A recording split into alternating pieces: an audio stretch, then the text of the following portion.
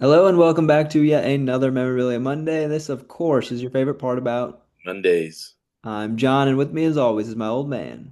Bob the Collector. How you doing today, collector? Doing pretty good. Pretty good. Yeah, it's a nice 3-day weekend for you, and most people out there. A lot going on in the sports world. We've had some crazy, trophy droughts end in soccer.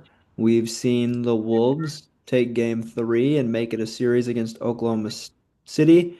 The Twins are rolling nicely in baseball. A lot's going on. Hockey, we got hockey going on. Indy 500 Indy today. 500 today. There's a lot. The Weenie Mobile race was recently. Uh, but yeah, I think everybody wants to know because I'm in the dark once again. What do you have to show us today for Memorabilia Monday? Well, you talked about basketball, and as people might know, we're Timberwolves fans here and happy with the win. So I wanted to get something basketball related and a couple things to show you. This is two of the greatest basketball players, you could say. I'm sure they would fit on most people's top 10 list. Um, and these are cards. So Hmm. I'm showing you a card. Michael Jordan, 8990 hoops. So pretty nice card. And I'll show you this here, but you probably can't see it. So we'll Yeah, have I'll some get B-roll some over it. shots over it. Yep.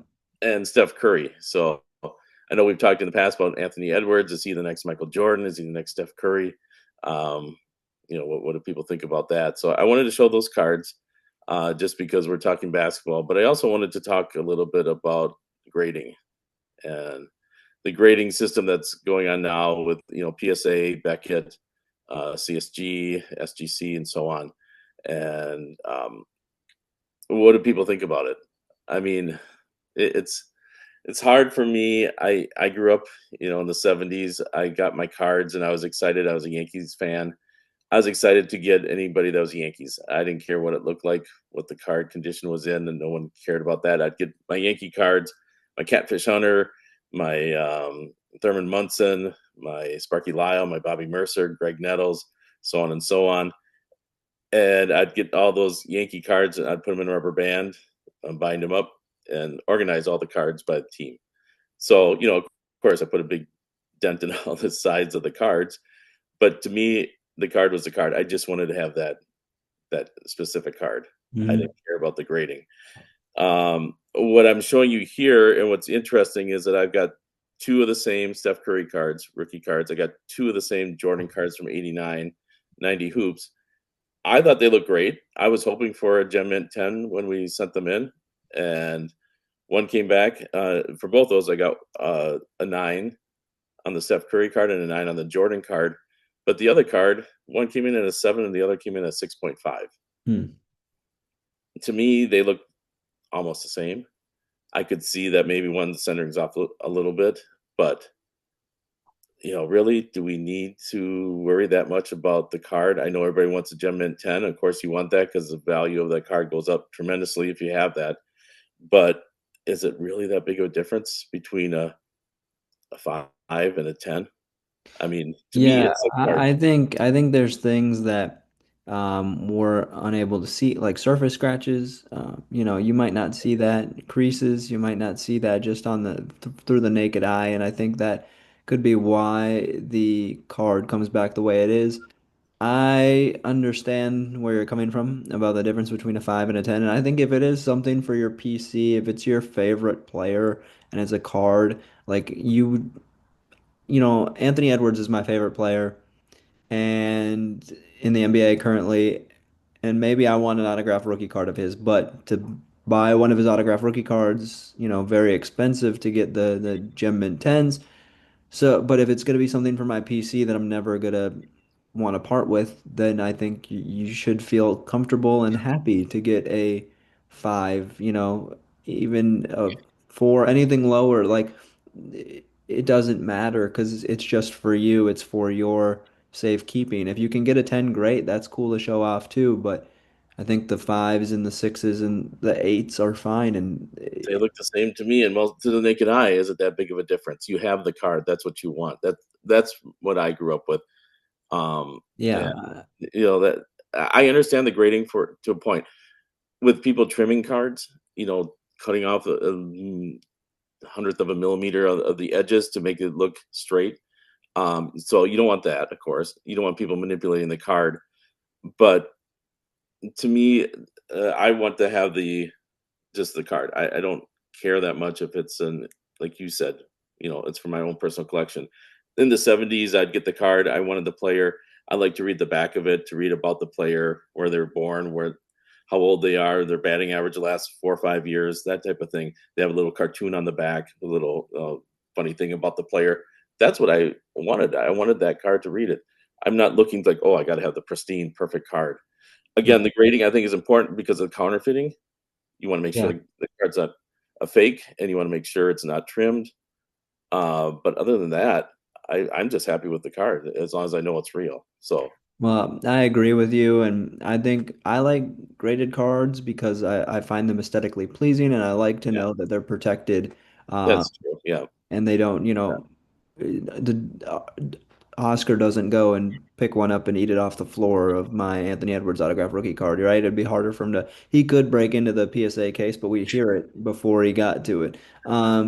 But yeah, I think that's really what it comes down to for me. It's all about collection. I think the industry, the card collecting game, has gotten so big that unfortunately a lot of it is now investment and trying to make money off of it. yeah, right, That's not what we got into the hobby for. That's not like it'd be awesome if we hit a giant card and could maybe fund some of these box battles and right. whatnot through that card. But I mean, for the most part, the biggest card we've ever hit is still in our collection, and it probably will be forever. The Steph Curry, James Harden, Ricky Rubio triple auto. I'll get a picture up of it right now, but this is this is what collecting is all about. And I don't remember exactly what box we hit that out of, but I remember it was when I was younger Mhm, and we didn't know about grading at the time, so we added away for safekeeping. And I think that's why it came out as an 8.5, but it doesn't matter because, like we said, it's going to stay in that collectible room forever. mhm. Yeah, we got it. We were excited. We weren't and now you get a card like that, and you have to get your gloves out and make sure that you're so careful with putting it in a sleeve, penny sleeve, and then to a case, and it's just it into a top loader, and I don't know. That's just my Yeah. opinion. I like it, Well, like you said, for the case, for the making sure it's not trimmed and that it's authentic. Other than that, if it's a 5, if it's a 10, to me, it's the same thing. well, I think that's a great question for the people below. If you're into the card collecting game, for you, is it more, are you only hunting gem mint 10s? Are you more in the investment world trying to flip cards and make profit? Or are you more of a collector? Or do you do both? Are you trying to flip cards and make profit so you can get your favorite cards? Um, or and then you still collect your favorite cards in the meantime. Like I said, I think we are both collectors at heart.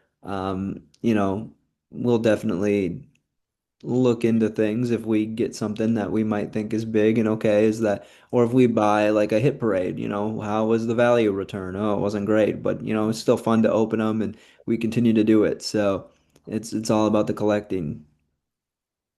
Right, right. So yeah, be sure to leave a comment for us in the down below about what you guys think. What do you think about grading? Are you for it? Do you get all your cards graded? Do most of them stay raw?